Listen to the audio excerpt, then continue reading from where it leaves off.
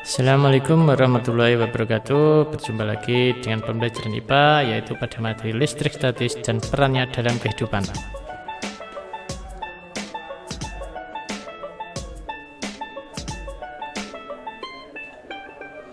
Yang dipelajari pada bab ini adalah yang pertama adalah konsep listrik statis, yang kedua adalah listrik statis dalam kehidupan sehari-hari. Oke, untuk konsep listrik statis yang dipelajari di dalamnya adalah muatan listrik, kemudian hukum Coulomb, kemudian medan listrik, beda potensial, dan energi listrik.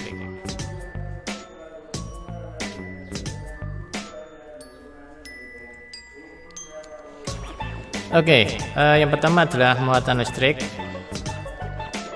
Muatan listrik ada dua macam, yaitu listrik positif dan negatif.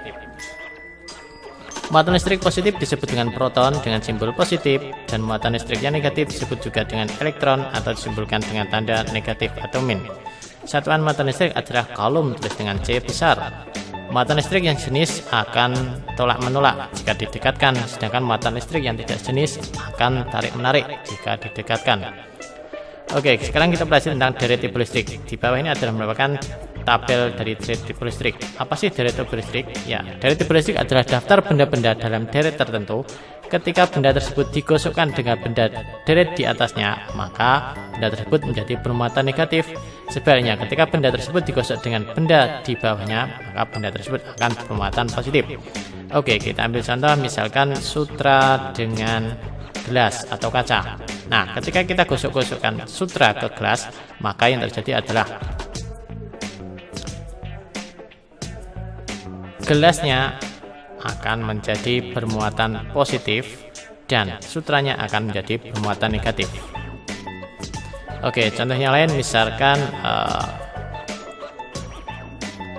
kapas dengan mika. Ketika kita gosokkan kapas ke mika, maka akan terjadi perpindahan muatan, sehingga mika akan menjadi bermuatan positif dan kapas akan bermuatan negatif.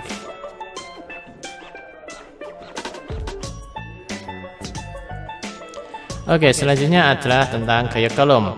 Gaya Coulomb adalah peristiwa tarik-menarik atau tolak-menolak antara dua muatan.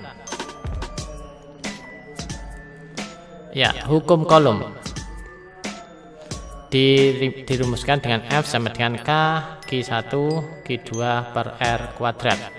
Ya, misalkan ini ada dua buah muatan, yaitu muatan positif dan positif didekatkan, maka akan terjadi reaksi jelas tolak-menolak.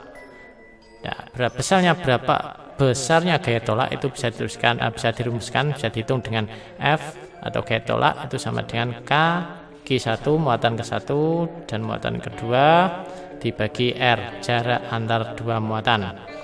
Dan misalkan ada dua buah muatan yang tak sejenis didekatkan, maka akan terjadi gaya tarik menarik. Ya, bisa dihitung pula dengan persamaan ini.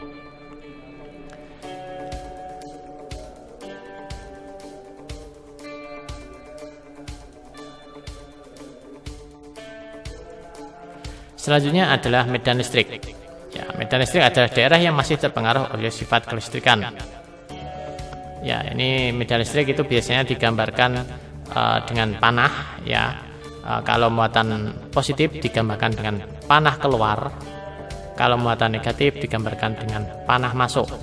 Nah, ketika muatan positif sama negatif didekatkan, maka tentunya akan terjadi reaksi tarik menarik, sehingga kalau digambarkan maka panahnya akan keluar dari muatan positif dan akan masuk ke muatan yang negatif. Berbeda hal jika muatan negatif sama negatif didekatkan, maka akan terjadi reaksi tolak menolak dan panahnya kedua-duanya masuk, tapi tidak akan pernah nyambung di sini. Kemudian sama juga jika muatan positif sama muatan positif didekatkan, maka akan terjadi reaksi tolak menolak dan panahnya untuk positif tentunya panahnya keluar dan panahnya ini tidak akan pernah nyambung. Oke, kuat medan listrik dirumuskan dengan E sama dengan F per Q, atau E sama dengan K Q per R kuadrat, dengan K adalah konstanta atau tetapan dengan nilai 9 kali 10 pangkat min 9.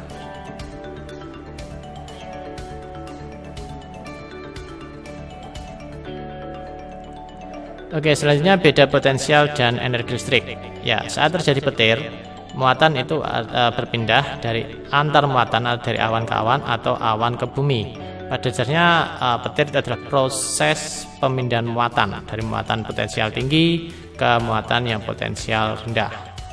Nah, kemudian besarnya dari beda potensial itu bisa dirumuskan jadi hitung dengan persamaan ini. V sama dengan W per Q, dengan V adalah beda potensial, W adalah UHH yang diperlukan, dan Q adalah jumlah muatan listrik.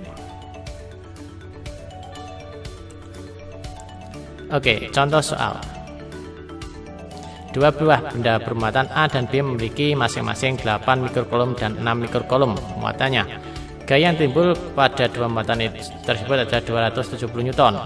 Jika konstanta elektrostatis adalah 9 kali 10 pangkat 9, hitung jarak kedua muatan dan besar kuat medan yang dirasakan muatan uji A oleh muatan uji B. Ya, diketahui, kemudian dinyatakan adalah R adalah jarak, dan E adalah besarnya muatan atau medan, besar kuat medan. Nah, dengan persamaan ini bisa dihitung, kemudian didapatkan R, jarak dua muatan adalah 4 kali 10 pangkat min 2 meter, dan besar kuat medan listrik atau E nya adalah 3 kali 3,375 kali 10 pangkat 7 Newton per Coulomb.